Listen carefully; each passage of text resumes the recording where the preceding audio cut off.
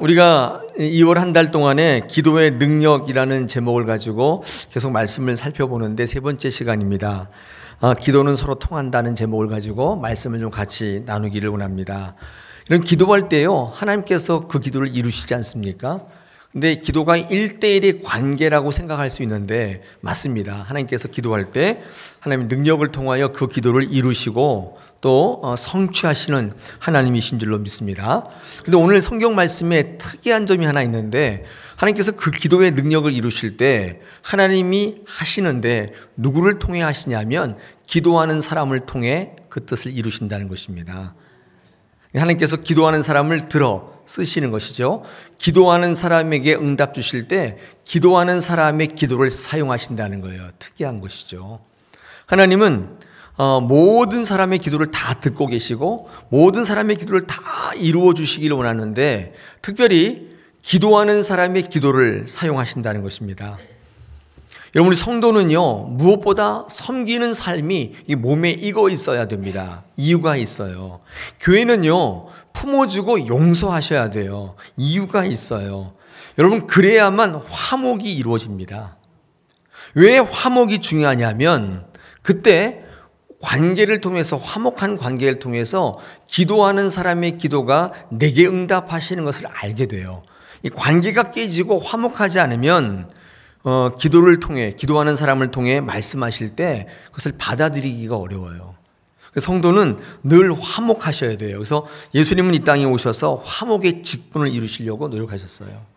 하나님께서, 예수님께서 말씀하실 때 내게 하시는 말씀이라고 받아들이는 통로는 화목이에요.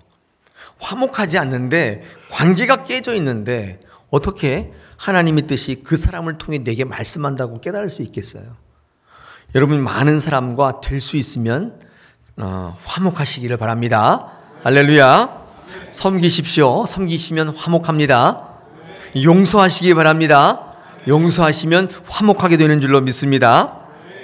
오늘 사도 베드로와 이방인 고넬료의 이야기가 오늘 성경 본문에 나와 있습니다. 9장 중반까지는 사도 바울의 이야기가 계속되다가 갑자기 이 베드로와 고넬료의 이야기가 등장합니다. 오늘 기도의 능력, 하나님은 사람의 기도를 사용하시고 또 필요의 기도와 섬김의 기도를 연결하시게 하는 하나님의 역사가 오늘 이 본문에 적혀 있습니다. 여러분, 베드로와 고넬료가 도대체 어떤 사람이길래 이렇게 기도가 서로 통하게 만드시고 그 기도의 응답을 사람의 기도를 통해서 응답하게 하시는가? 우리 베드로와 고넬료가 어떤 사람인지를 한번 살펴볼 필요가 있겠습니다. 여러분, 베드로와 고넬료는 결론부터 말씀드리면 똑같은 사람이에요. 똑같은 성향을 가지고 있습니다. 그럴 때 그들의 기도가 서로 통하고 있다는 사실을 우리는 알 수 있습니다. 여러분, 사도 베드로는요, 잘 알고 계시지만 오늘 성경 본문에 나타난 그는 좀 새로운 면이 좀 있습니다. 그럼 잘 알고 계시듯이 사도 베드로는요, 기도의 사람이었습니다. 우리 사도행전 3장에 보시니까 베드로가 요한과 함께 늘 몇 시에 기도한다고 되어 있습니까? 성전에 올라갈 때 제 9시에 성전에서 기도했다고 성경은 증거하고 있습니다. 시간을 정해놓고 매일마다 9시에 기도했던 사람입니다. 특별히 오늘 10장 9절에 보니까 이 베드로가 6시에, 제 6시에 기도하고 있다고 되어 있지 않습니까? 그렇죠? 우리 10장에 10절에 보니까, 또 10절에 보니까 그가 시장에서 먹고자 했다. 그래서 기도했는데 아마 그 6시의 기도, 6시는 정오 아니에요, 정오. 아마 시장에서 아마 선교길을 떠났는데 먹을 게 없어가지고 사실 기도했을지 모르겠습니다. 이 베드로는요, 9시에 늘 기도했었는데 아마 6시, 그러니까 정오 12시가 돼서 점심시간이 됐는데 제 생각에 아마 먹을 게 없어서 기도의 자리에 앉았는지 모르겠습니다. 12시니까. 그때도 베드로는 기도했습니다. 오늘 본문은 아닌데 12장에 가시면 베드로가 옥에 갇히지 않습니까? 옥에 갇히는데 그때 베드로는 뭐해요? 기도해요. 기도함으로 그 위기에서 탈출하지 않습니까? 여러모로 종합해 보면 이 베드로는요, 기도의 사람이었던 것을 알 수 있습니다. 베드로는 많이 못 배웠어요. 많이 가진 것도 없었습니다. 그런데 베드로가 가지고 있던 장점 중에 하나는 기도의 사람이었습니다. 그의 모든 능력과 기적은 바로 그 기도로부터 시작되고 있는 것을 우리는 알 수 있어요. 베드로는 어떤 상황이든지 기도했습니다. 부족하면 달라고 기도했고, 위험하면 이기게 달라고 기도했고, 또 삶을 들여서 늘 정한 시간에 기도했던 사람인 것입니다. 또한 베드로를 이렇게 살펴보면 오늘 본문에 베드로가 굉장히 성장하고 있는 사람, 개혁을 이루는 삶이라는 것을 우리는 알 수 있습니다. 여러분, 베드로가 처음부터 개혁적인 사람은 아니었어요. 사역 초기에 베드로는 이 예수님의 제자였지만 그 유대인이라는 한계를 벗어나지 못했습니다. 그래가지고 이게 이방인을 만날 때 누가 볼까봐 두려워하지 않았습니까? 사도행전보다 훨씬 앞쪽에 쓰여졌던 기록이 서신서가 갈라디아서입니다. 이 갈라디아서에 보면, 그죠? 초기의 서신서인데 2장 같은데 12절 같은데 보니까 뭐라고 되냐면, 이 사도 바울이 이 베드로를 꾸짖는 이야기가 나오는데 거기 이런 이야기가 나옵니다. 갈라디아 2장 12절에서 야고보에게서 온 어떤 이들이 이르기 전에 게바가, 이 베드로죠, 게바가 이방인과 함께 먹다가 식사하다가 그들이 이렇게 오니까, 그들이 오매 그가 할례자들을 두려워하여 떠나 물러갔다. 근데 그런 말이 이 초기 서신서 갈라디아에 적혀 있습니다. 이게 무슨 말이냐면, 베드로가 이렇게 이방인과 같이 식사하다가 예루살렘 교회에 야고보가 보낸 사람들이 딱 오니까 이방인과 함께 식사하지 못하게 되어 있거든요. 유대인 전통에. 그냥 후다닥 자리를 도망갔다는 거예요. 그래서 그런 모습을 사도 바울이 지적하면서 이게 사도냐 이렇게 막 지적하는 얘기가 갈라디아에 있지 않습니까? 이거보다 훨씬 이제 후기에 쓰여진 사도행전을 읽어보시면 이 베드로가 이게 달라져 있습니다. 달라져 있어요. 그때까지만 해도 타인의 시선을 두려워했던 베드로의 모습이 갈라디아에 역력히 나타나 있지 않습니까? 예수님의 제자였지만. 아무리 제자였어도 초기에 이 베드로의 모습은 하나님보다도 이 사람의 판단과 이 사람의 시선을 더 신경 쓰는 그런 사람의 모습이었습니다. 근데 이제 베드로가 오늘 본문에는 달라져 있는 것이죠. 개혁의 사람이 되었고 뭔가 성장의 모습이 그에게서 보입니다. 여러분의 모습은 어떻습니까? 여러분 신앙생활 할 때 누가 더 신경 쓰입니까? 하나님이 신경 쓰이세요? 아니면 옆에 있는 그분이 신경 쓰이세요? 네. 여러분 기도할 때 사람이 나를 보고 있다고 생각하세요? 하나님이 나를 보고 있다고 생각하세요? 우리가 신앙생활 할 때 반드시 한번 물어야 될 질문입니다. 하나님이 나의 주인이신가? 내가 나의 주인인가? 물으셔야 돼요. 네. 제가 만나본 많은 성도님들은 이렇게 생각하시는 분들이 많습니다. 목사님 아무리 그래도 내가 있고 나서 하나님이 계시는 것이지 내가 없는데 하나님이 무슨 소용입니까? 이렇게 말씀하는 분이 있어요.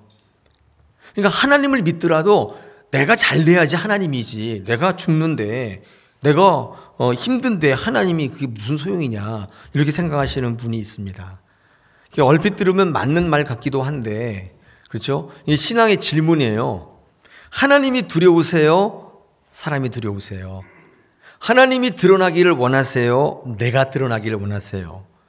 하나님이 잘 되기를 원하세요? 내가 잘 되기를 원하세요? 네. 지금 대답하라는 건 아니고 한번 이렇게 속으로 한번 생각해 보세요. 내가 지금 신앙생활을 하고 있는데 나는 어떤 사람인가? 베드로는 사역 초기에 하나님을 신경 쓰기보다는 사람을 신경 썼어요. 그래서 전도하는 사람들이 당연히 이방인과 식사할 수 있지 않습니까? 그런데 그거 사람들이 볼까봐, 입방아에 오를까봐, 뒷담화할까봐 그 자리를 후다닥 피해버리는 이 베드로의 모습이 있었다는 것입니다.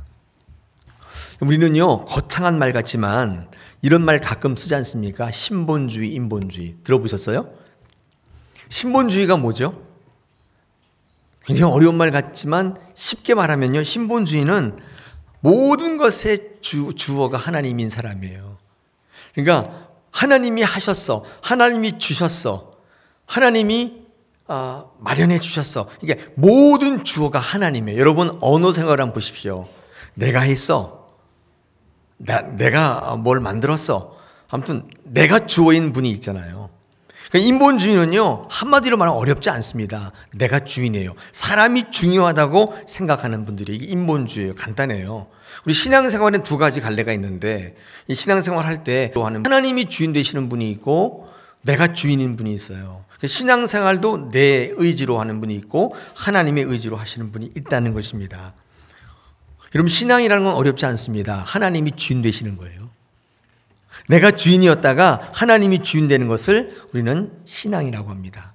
근데 요즘에 세상을 보면 참 안타깝습니다. 이게 사람이 자꾸 주인 되는 것을 우리는 볼 수 있습니다. 인본주의 사회가 자꾸 되는 거예요. 우리가 신앙생활 하다 보면 하나님이 행하시는 일 가운데 이해하지 못하는 일이 많죠. 없어요? 많죠. 가장 이해하기 어려운 게 뭐냐면 하나님의 거룩한 교회가 타락하는 거예요. 하나님의 뜻을 행해야 되는 교회가 부패하는 거예요. 하나님의 뜻을 전해야 되는 말씀을 맡은 자들이 무너지는 거예요. 이해할 수가 없는 거예요. 알 수가 없어요. 여러분들, 알 수 없는 하나님의 계획과 뜻이 있다는 사실이 분명하지 않습니까? 하나님이 하시는 일들을 우리가 다 알 수 없잖아요. 알 수 없는 하나님의 계획과 뜻보다는 보여지는 사람의 행위와 업적이 진리로 여겨지고 있습니다. 그러니까 올바르고 정의로운 사람의 행위만이 하나님의 뜻이라고 말하고 있어요. 타락하고 부패한 교회는 망해야 되는 것이고, 올바르고 진리, 이게 정의로운 일을 행하는 사람이 진리라고 말하고 있다. 그런 시대예요, 지금. 그러다 보니까 도덕적이고 윤리적인 사람, 그런 종교가 진리가 되고 있습니다. 하나님의 뜻이 있는지 없는지는 이야기하기보다는 당장 눈에 보이는 올바름을 진리라고 얘기하고 있어요. 여러분, 그렇기 때문인가요? 이단들이 얼마나 도덕적이고 얼마나 윤리적인지 몰라요. 근자에 와서 확 태도를 바꿨어요. 예전에는 말도 안 되는 소리 얘기하고 말도 안 되는 행동들을 했는데 요즘 이단들은 너무 상식적이고 너무 윤리적이에요. 사회 봉사도 얼마나 많이 하는지 몰라요. 그랬더니만 많은 사람들이 저거 좋은 거라고 얘기하고 있어요. 그렇지 않습니까? 가장 이해하기 어려운 게 하나님의 뜻을 받들어 행하는 교회가 부패하고 타락하는 거예요. 이해할 수 없어요. 왜 그러는지 잘 모르겠어요. 선민 이스라엘 백성은 부패하고 타락했습니다.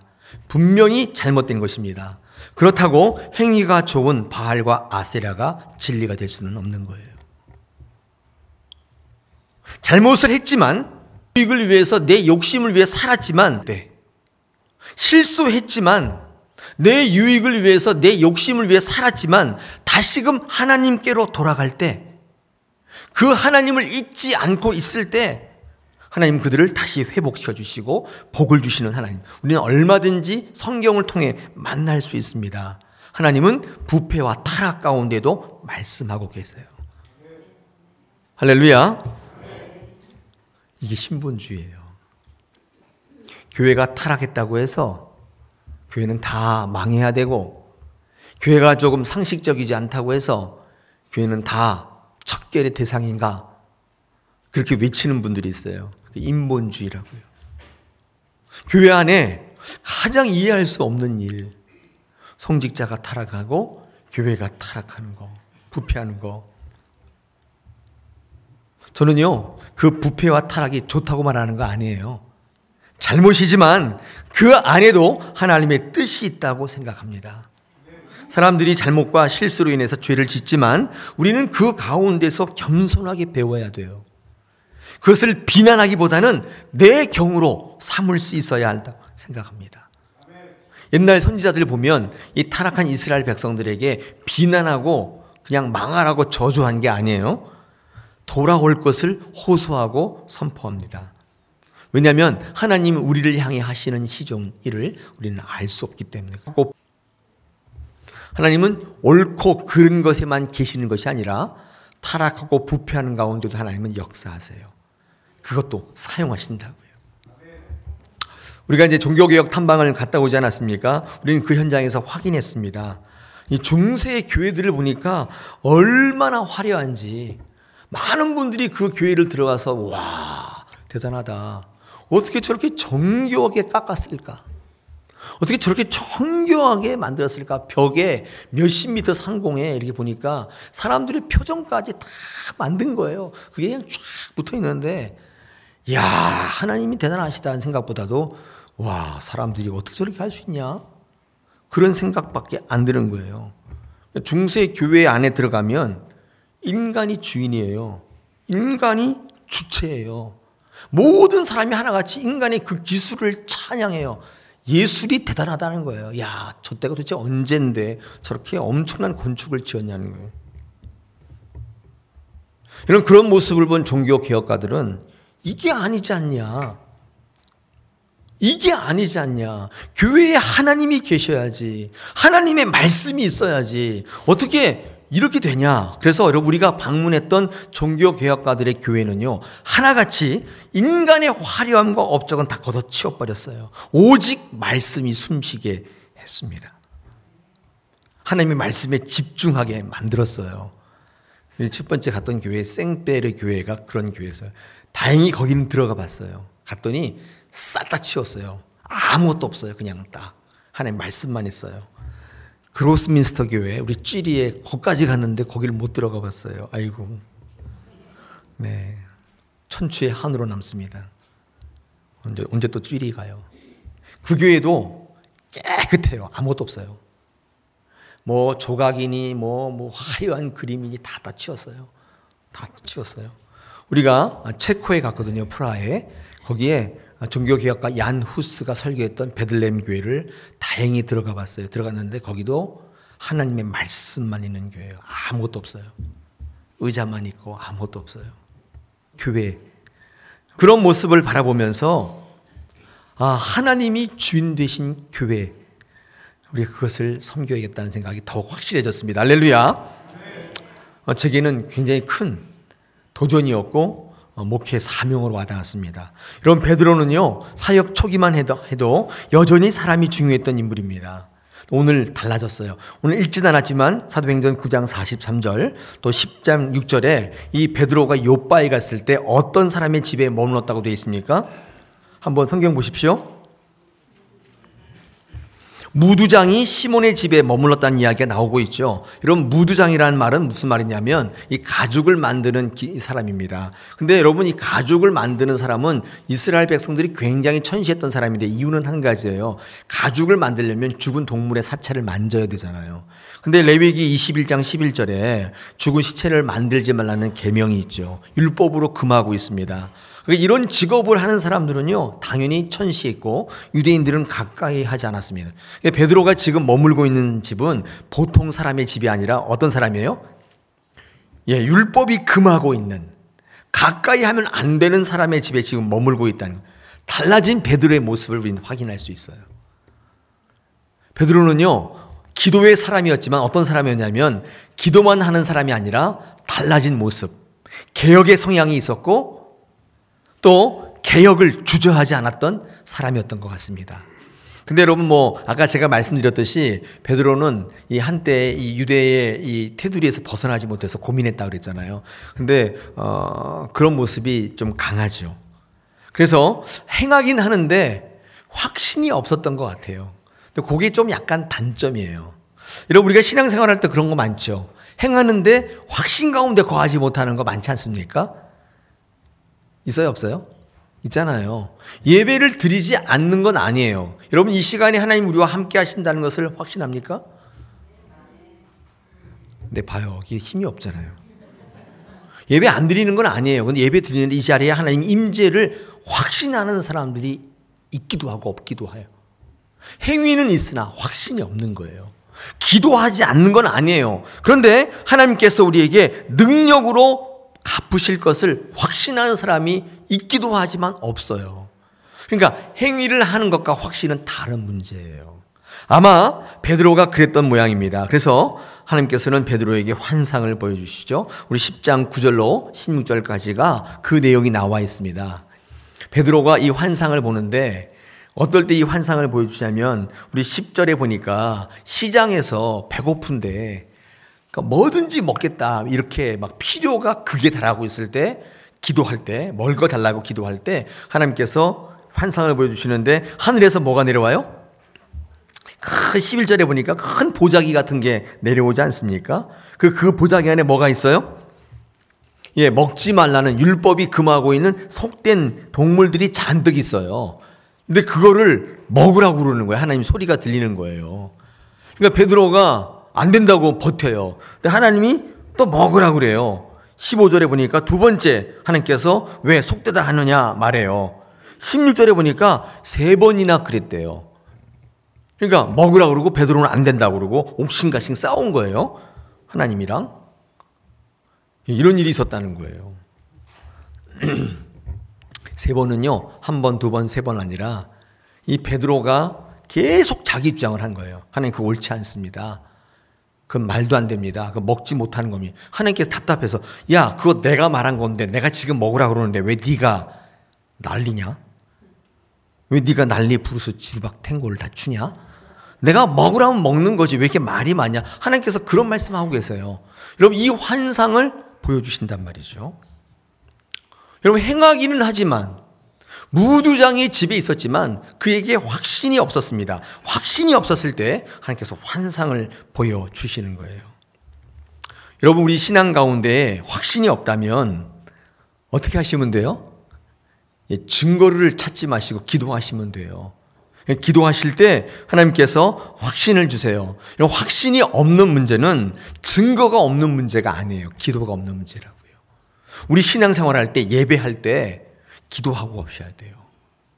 우리가 모든 신앙생활 기도가 빠지게 되면 우리는 확신에 거할 수가 없게 되는 것입니다.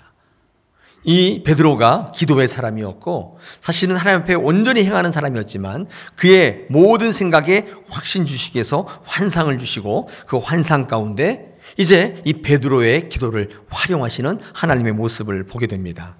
여러분 두 번째로 이 백부장은 어떤 사람이었느냐? 고넬료는 이 고넬료도 똑같아요. 기도의 사람이었고 개혁의 사람이었습니다. 특별히 이 고넬료 같은 사람은요, 이 기도를 어떻게 했느냐 하면, 그죠? 우리 오늘 성경 말씀해 보니까 제9시에 기도하고 있었다고 성경은 기록하고 있습니다. 그렇죠? 그죠? 우리 10장 3절에 보니까 하루는 제9시쯤에 이 고넬료가 기도했다고 되어 있습니다. 그렇죠? 이 고넬료도 이 9시에 기도하는 사람이에요. 근데 이 9시에 기도할 때 기적이 많이 나타나죠. 그렇지 않습니까? 베드로가 안진뱅이를 이렇게 세울 때도 몇 시에 올라가다가 9시에. 예수님께서 십자가에서 인류의 죄를 사하시고 돌아가신 시간도 몇 시예요? 9시예요. 왜 이렇게 9시에 9시면 오후 3시예요. 오후 3시. 한 번 더 반복할까요? 이 9시, 6시에다가 6을 더하면 이제 현대 시간이 나와요. 6시면 12시 정오고 9시면 6도 아니까 얼마예요? 16인가요? 15. 그러니까 15시면 3시잖아요.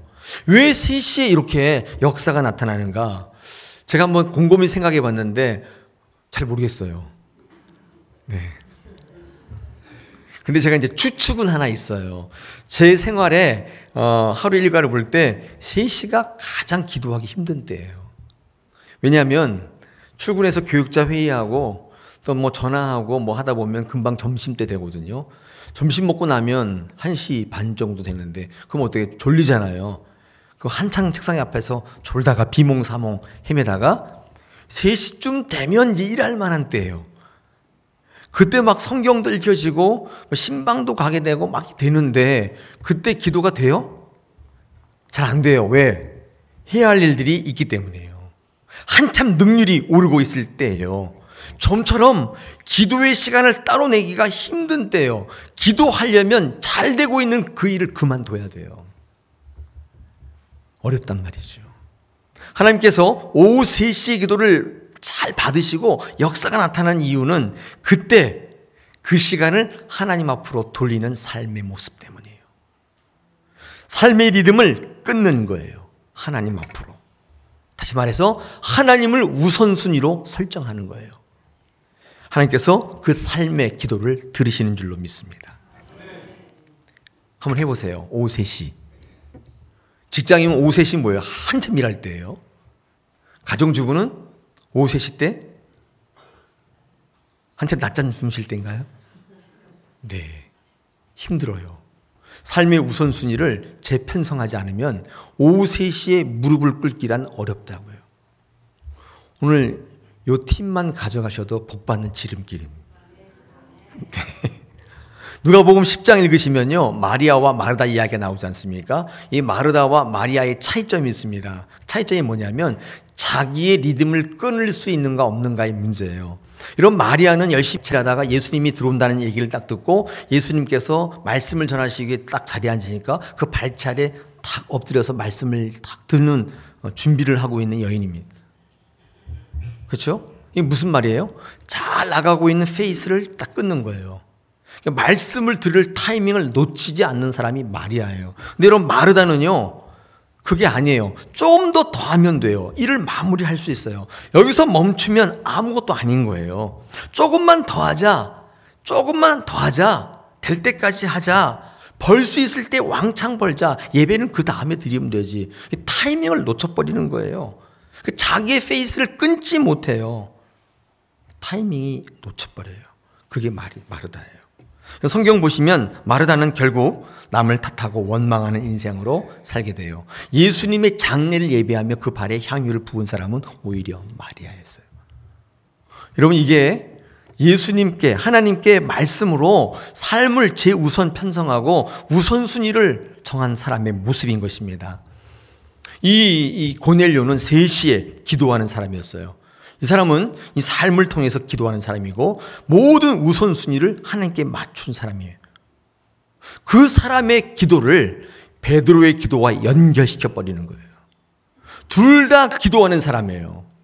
베드로는 자기의 필요가 극심할 때, 배가 고플 때, 기도할 때 그 기도를 통해서 이 고넬료를 전도할 수 있는 이 선교회장으로 연결시켜 주시고, 이 고넬료는 하나님을 믿고 싶어서 말씀을 듣고 싶어 하는데 기도할 때에 이 베드로의 필요의 기도를 연결시켜 주세요. 둘 다 기도할 때 삶의 우선순위를 하나님께 맞추고 있을 때 놀랍도록 하나님은 그 사람의 기도를 사용하고 계신다는 사실을 알 수 있어요. 여러분, 삶의 우선순위가 어디 있습니까? 기도예요? 예배예요?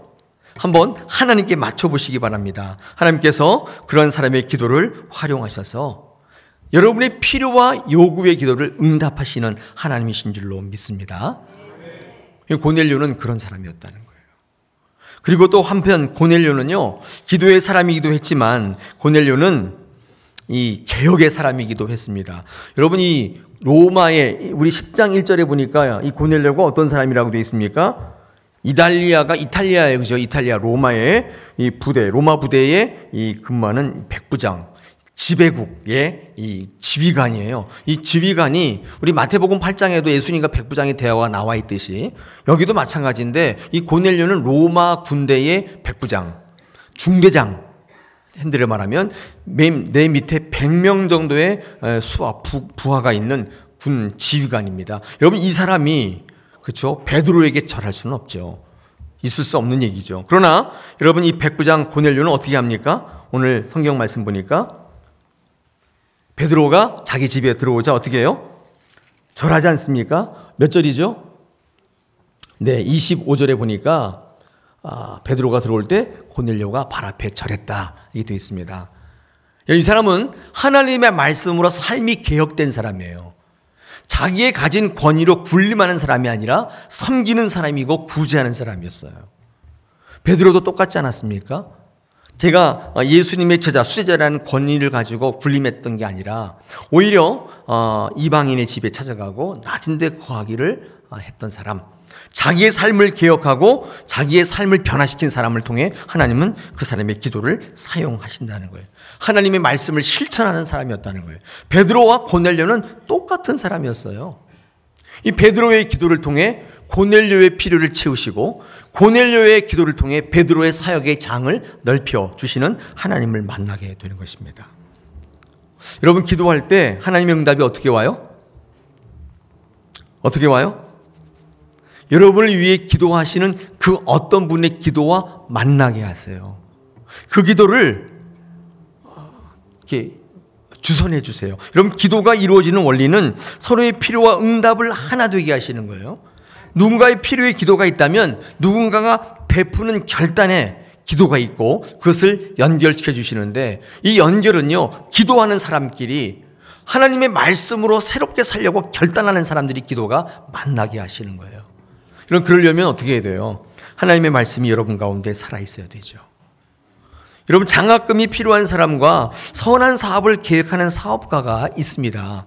이 두 사람이 만나려면 누가 중재하는 게 아니라 기도하면요, 이상하게 묘하게 이들이 만나게 돼요. 그런 걸 많이 경험하지 않습니까? 내가 기도할 때 하나님 필요한 손길을 돕는 것을 우리 볼 수 있어요. 어디서 그 사람이 왔는지는 알 길이 없어요. 와요. 제가 이런 이야기 할 때마다 예를 드는 게 바로 이 세브란스라는 사람입니다. 여러분, 신촌 세브란스 병원 아시죠? 영동 세브란스 병원도 아시죠?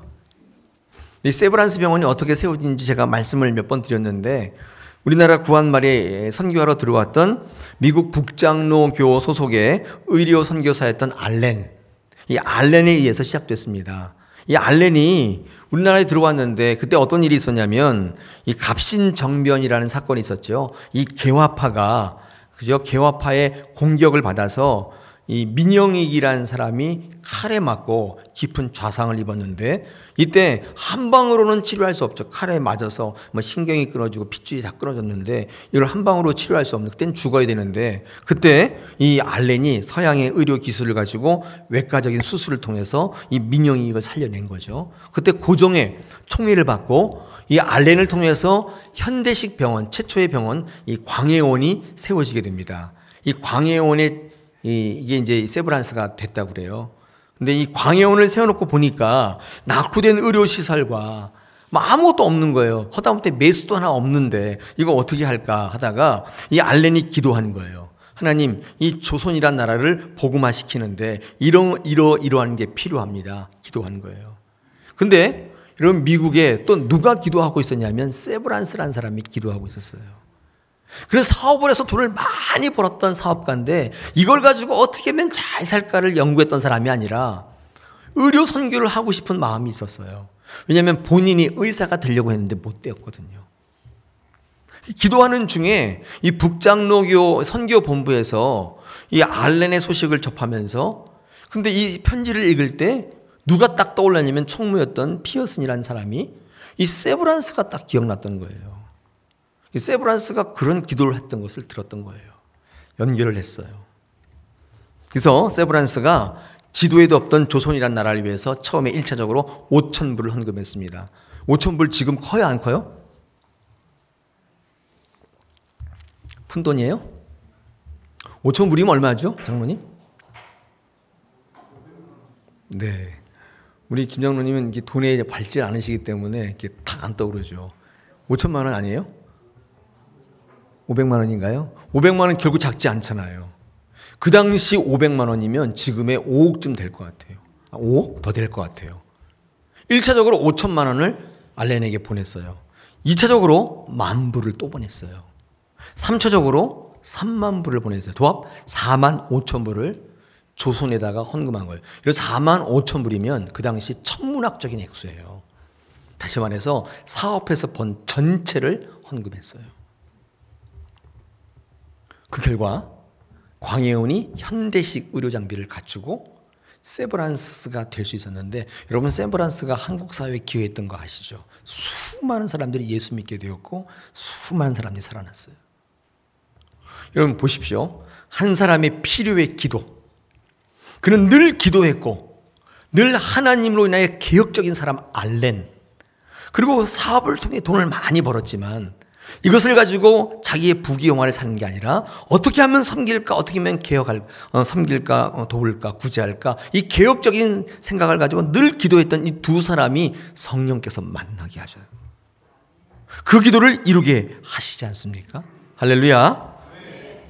사랑하는 여러분, 우리는 기도하는데 하나님이 분명히 이루어 주십니다. 근데 하나님께서는 기도하는 사람의 기도를 통해 그 길을 이루세요. 여러분, 필요할 때 베드로처럼 기도의 자리에 앉으셔야 돼요. 배가 고플 때 먹을 게 없다면 베드로처럼 6시라도 기도하십시오. 앉으면 하나님께서 그 기도를 통해 환상을 보여주시고 이후에 이방인들에게 선교할 수 있도록 그 마음을 바꿔주시는 거예요. 그 결과 고넬료의 기도가 응답되게 됩니다. 이방인의 전도가 큰 전기를 맞게 되는 것이죠. 사랑하는 여러분, 우리는 기도하기를 원합니다. 기도의 능력을 갖기를 원합니다. 그러기 위해서 베드로와 같은 순종, 그리고 베드로와 같은 섬김, 고넬료와의 구제와 봉사와 섬김이 우리 가운데 있을 때 하나님 그들을 연결시켜 주시고 그들의 기도가 하나님의 역사를 이루는 하나님의 능력 되게 하실 줄로 믿습니다. 우리 다사랑교회 이런 기도가 넘치시기를 축원합니다. 할렐루야.